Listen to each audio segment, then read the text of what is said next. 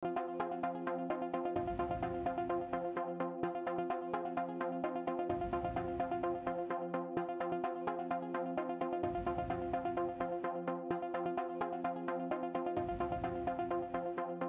morning. On behalf of Attorney Karen Jimeno, this is George Cahiles. We'll have the insights of political analysts on what the Senate did on the articles of impeachment against VP Sara Duterte here at the forefront.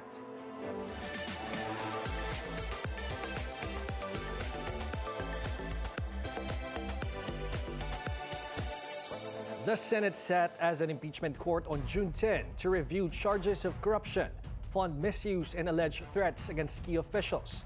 But instead of proceeding, senators returned the case to the House for constitutional certification, drawing backlash from legal experts and activists. What does this move mean for the future of the impeachment? With us this morning is Professor of Political Science at the University of the East, Eric De Torres. Good morning, Professor Eric.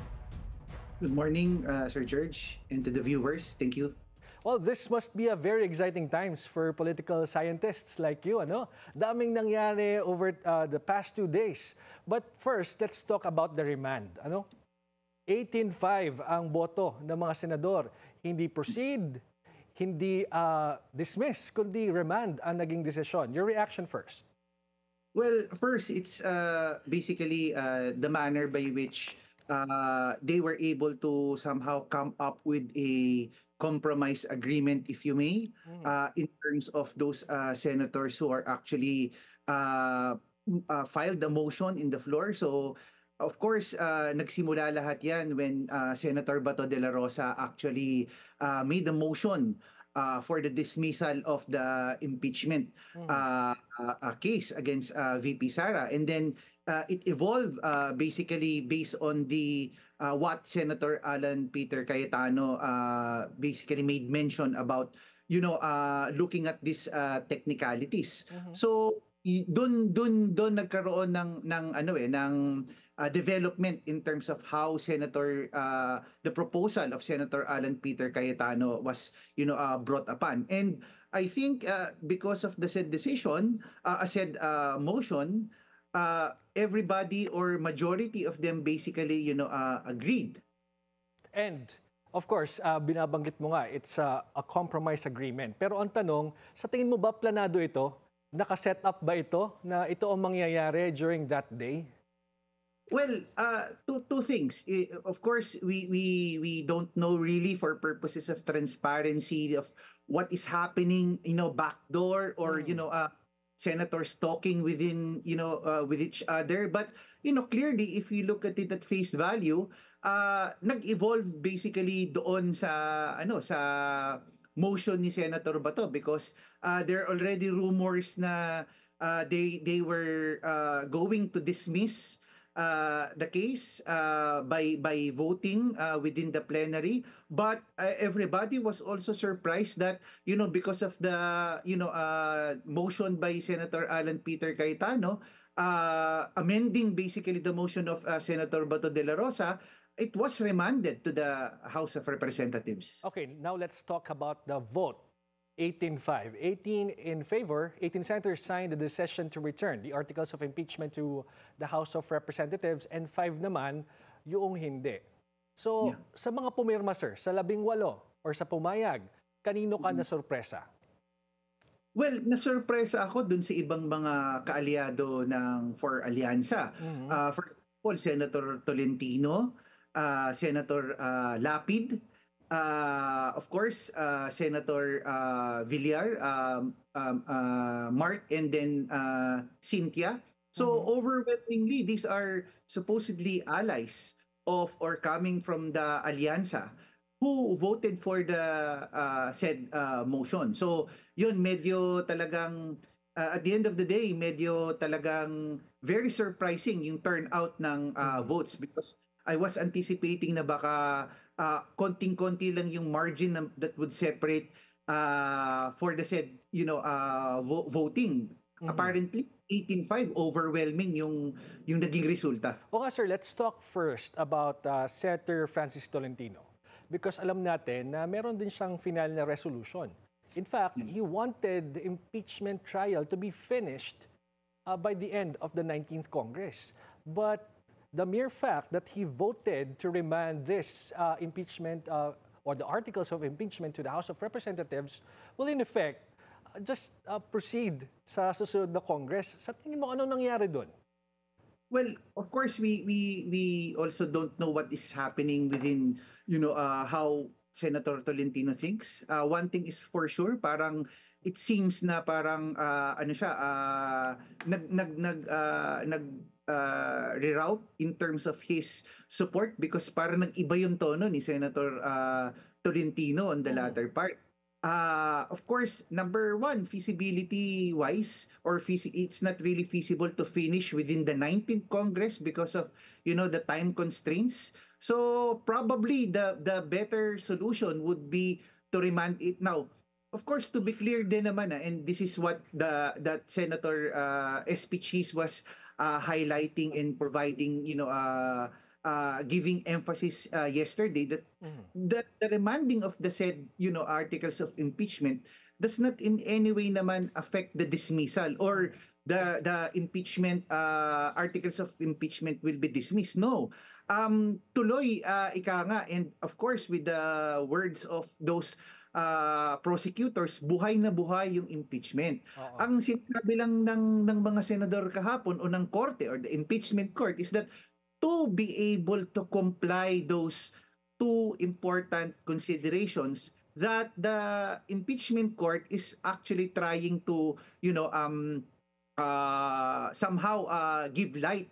So one is yung ba tumatalima ba sa saligang batas na hindi pasok dun sa 1 year na nag-file ng impeachment complaint sa VP, that's certification, and the other one is will the 20th Congress willing to still pursue. So wala naman din sinasabi doon na dinidismiss na. In fact, even the prosecutors all agreed na buhay siya.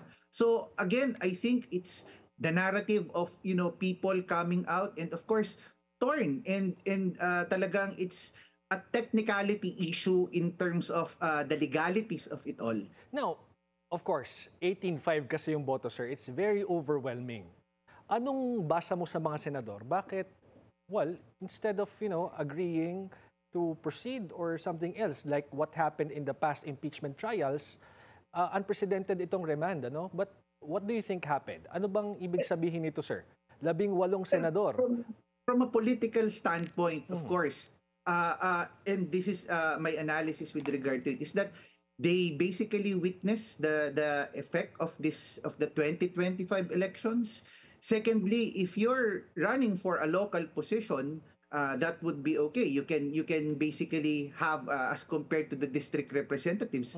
But if you're a senator and you will be running for re-election for 2028, you have already observed and basically witnessed the strong base votes that would be coming from the bailiwick of the Dutertes specifically. And you cannot discount the fact that last minute Senator Amy and Senator Cynthia Villar Senator Amy Marcos and Camille Villar was endorsed basically by VP Sara, and they were able to get into the Magic 12. So doon kung ako re-electionist, magdadalawang isip ako. At ito rin din yung naging epekto sa boto ni Senator Bong Revilla at Senator Tolentino na consistently sa surveys, pasok sila doon sa Magic 12. Pero bandang huling last minute, biglang nagkaroon ng complete turnaround because of such situation. At hindi rin din makikita natin dito yung ibang numero din ng mga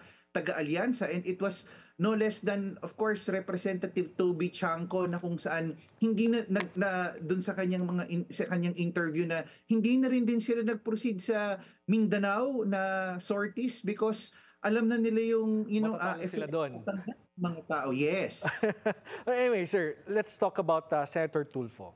Did you expect him to vote para sa remand? In fact, kahit pa paano, aliado sila ng administration, and his brother run under Alyansa, and potentially baka tumakbo siya as president. What do you think?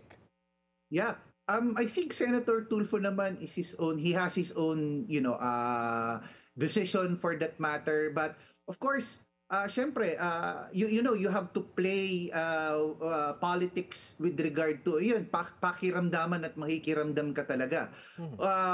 If that is the most, yun nga, yung gagamitin ko yung term na Tagalog term na iwas pusoy at of course, these senators will not walang may gustong talagang outright pagdating dito kasi they're forced to good because number one, it's their constitutional duty to proceed with the impeachment. That's one.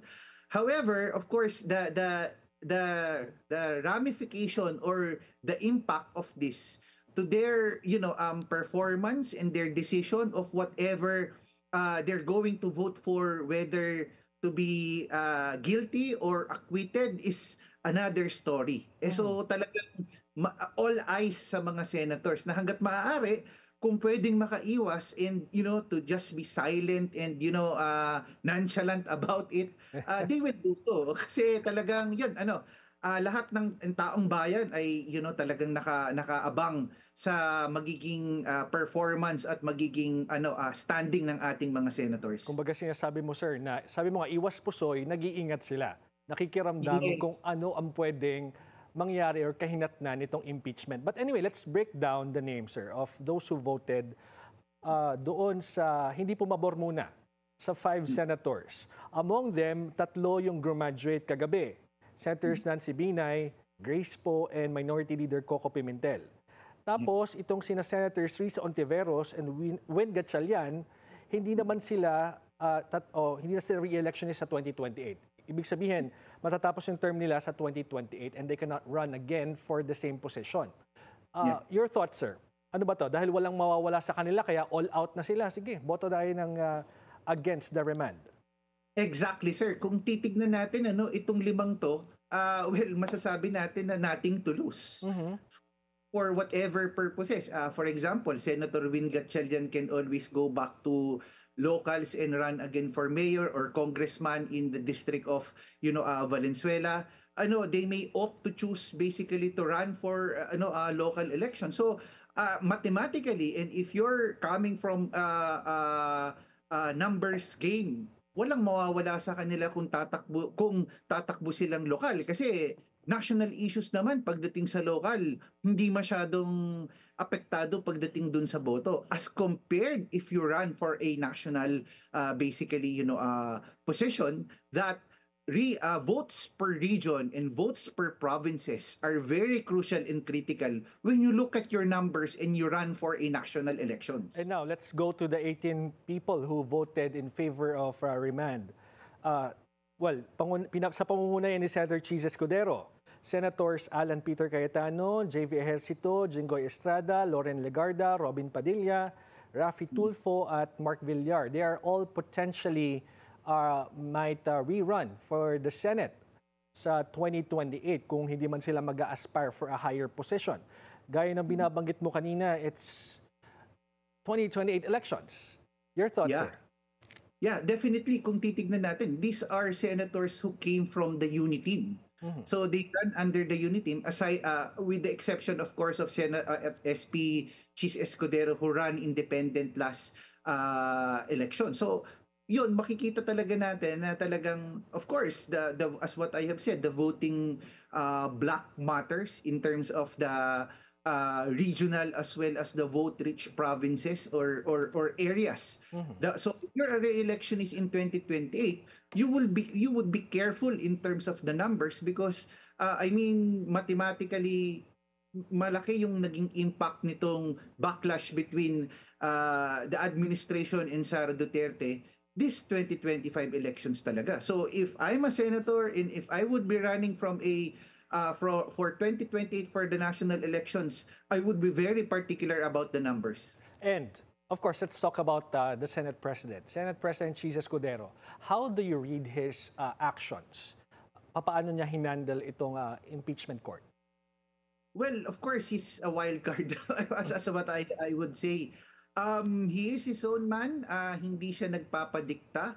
of course, we could always see naman that because of his background as a lawyer, okay, at the end of the day, I would give points to his argument that it's only the as what he has said yesterday, it's only the Supreme Court that would say whether or not the actions are indeed constitutional or not. So I think he knows what he is actually doing. He's also a lawyer. He's also considered to be a seasoned lawmaker for that matter. So I think it's just again, as what I have said, the technicality and the question of law, which legal luminaries and lawyers would battle it out, and at the end of the day, the Supreme Court would play a crucial role with regard to making a decision, whoever filed a petition to question both parties or both stakeholders decision about it. Well, from the beginning naman, since matransmit itong articles of impeachment sa Senado, the Senate President has been clear about his thoughts at saka yung kanyang time frame. Talagang sa isip niya, paabutin natin to ng 20th Congress. We will open the court ng 19th Congress, pero the trial itself will proceed sa 20th Congress. But of course, he got a lot of criticisms, backlash from the public, from legal luminaries. Sa tingin mo ba naaapektuhan yung resolve ni Senator Escudero? Nag-give in ba siya with what happened in the past days? Well. First of all, no. I think we should not to be objective about it, no. The decision of Senator Escudero is that where he is coming from is that, 'di ba, nung tinransmit sa kanila, malapit na silang mag-recess and then they will pressure the Senate to act upon it. Of course, yung very idea and yung whole controversy about the issue of forthwith. Pero let us go back then and to be objective about it, that the manner by which how it was actually passed and transmitted to the Senate. So parang 'di ba, kung ako tatanungin din, parang tila baga minadali din. Tapos ibabalik na yung bola sa Senado. Oh, tinapos na namin yung role or part namin. Nasa sa inyo na. Kaso yung timing patapos na yung parises na sila, tapos pinipressure sila na to act upon it. Second issue is mag-e-election na yung 12 magkakaroon ng mga ngampanya. So of course, how will there be an impeachment court na kung saan talagang magagampanan nila ng tama kung yung 12 o yung kalahati ay nangangampanya dahil re-electionist sila. So, yun yung isang bagay na pwede natin, although marami din namang legal expert na nagsasabi na may 12 namang natitira to try basically the case because nakasaad yung provision ng forthwith. Now, again, beyond what is actually written in the Constitution na dapat sundin, it's the whole process is at the end of the day very political in nature. So it's not just pero yun nga yung mahirap dito When do you become legal and when do you become political? But of course, sir, ito napanood natin yung takbo ng proseso doon sa Senado, Do you think his actions, SP Cheese Escudero's actions, would affect the outcome of the Senate leadership come 20th Congress? So it's very difficult to tell. However, the overwhelming votes of 18-5, I think that won't with the existing, for example, with the existing 19th Congress. But for the 20th Congress, it's going to be a different ball game simply because there will be new sets of senators that will be coming in. That would also depend on how he would be able to, get the Duterte bloc senators that would join with his bloc and to get the majority for that matter. So, so the question here is that is also Senator Cheese doing this because precisely of what is legal and to accommodate basically the senators, or is this also a strategic move for him to retain his Senate presidency for that matter. Because if you get with the new sets, the number one contender there would be Senator Tito Soto. Mhm. But at the end of the day, if you get the numbers and you get the Duterte bloc, there are at least 6 or 7 possibly coming from the Duterte bloc senators, then he might pull it off and retain and still become the Senate president for the 20th, Congress. Okay, sir, you're talking about the Duterte bloc. It's Senator Bongo, Senator De La Rosa, Padilla, Marcos. Sabi mo 6 to 7. Sino pa ba itong madadagdag sa Duterte bloc? Probably, of course, the Villar, Camille Villar, and probably Mark Villar for that, the two Villars. So the wild card basically would be the Tulfo brothers. Of course, they have a different, mindset. Also, another would be the two Ejercitos, JV and Jinggoy, for that matter. So, and also Alan Peter and what do you call this? Cayetano. Pia Yes. Cayetano. So those are important figures for him to be able to muster enough votes to retain his Senate presidency. Nakalimutan natin pala si Senator-elect Marcoleta, who is also magiging bahagi nitong sinasabi niyo pong Duterte bloc.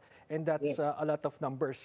Pero, ang tanong ko dito, sir, binabanggit niyo kasi itong Camille and Mark Villar, ano? Kahit na sinasabi ng palasyo, hindi sila nakikialam sa lahat ng ito, but they are running after their businesses right now. You have Exactly. Prime Water and you have the power distributor sa Siquijor, no? Na hinahabol nila right now. You think the Villars will consider this in forming alliances right now? So yes, definitely, because it's like putting pressure on their end. So it's like pressing pressing you for you to be able to it's basically using enough power for you to be able to, it's like sending a message across that hey, you either shape up, or for example try to really look at and evaluate who you will be supporting later on in the future. So it's a very interesting dynamics, pero yun na, nagsimula na kasi nagsimula na ang palasyo na tignan. Of course, at the end of the day, pwede mong sabihin na talagang may problema, pero ang pinakatanong dyan, bakit ngayon lang nagkaroon ng, so to speak, investigation if this has been going on for years already? Why now? Why is the timing now? So, sa tingin mo may motive behind this? Well, of course, we should be second guessing, but that tells us the exact picture of what is actually happening. And even sa kaso po ni Senator Jinggoy Estrada, parang fino-float ulit yung mga previous cases niya na we don't know if anong kahihinatnan nito at anong relasyon nito sa impending impeachment trial ni VP Sara. Yes. Oo. Okay, so now sir, what's gonna happen next? Anong in-expect natin now that somehow itong si House of Representatives, sabi nyo nga nagsalita na sila kahapon and they said na okay, i-defer muna natin yung pagtanggap nitong remand sa articles of impeachment. Anong ibig sabihin nun sir para sa inyong mga political scientists? Well, sa akin, unang-una sa lahat, this is very critical, and of course naman mukhang makikita natin na very very strong pa din yung support ni House Speaker Martin Romualdez, na siya pa rin din na magiging House Speaker. So on that note, two things. One is for you to be able to comply with the what the impeachment court is for you to be able to comply, and secondly is how will you now prepare? So if things will turn out well na for purposes of compliance and proceed, walang tingin ko naman the impeachment will proceed. However, if there will be now a question, of course, ito yung makikita natin na gridlock because there's a strong resistance as well na parang bakit ibinalik? Isn't it that the signatures basically of the overwhelming support of the members of the House of Representatives would tell it all na talagang overwhelming and certified?